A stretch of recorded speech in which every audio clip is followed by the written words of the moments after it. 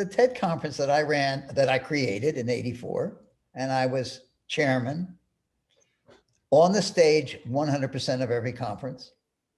I never sat down. I mean, I never went off stage.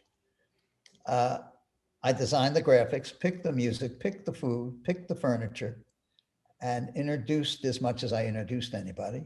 Very short introductions. Was theater over 4 days. It wasn't a series of pop-up separate speeches. That the first speech had to do with the last speech. There was not a theme. I never told people what the connections were, but it was something which had a flow to it. It wasn't just a series of push a button and get 20 minutes of somebody talking, and you choose from a million different speakers. It was something that each year was different, and I reinvented from scratch. There was nobody was allowed to give a speech where they could sell anything, even a charity, which is done in TED Talks all the time, or a book, or their next book, or their last book, or somebody selling a product. There was no sponsors. I took money from nobody.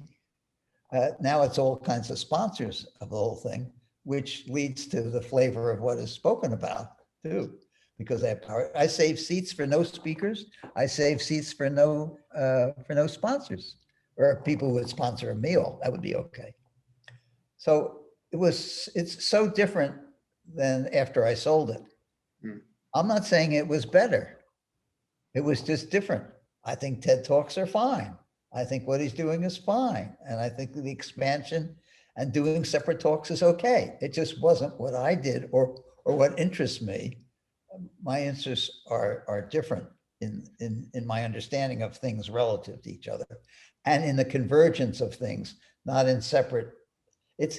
He has the most wonderful pearls. I have the necklace.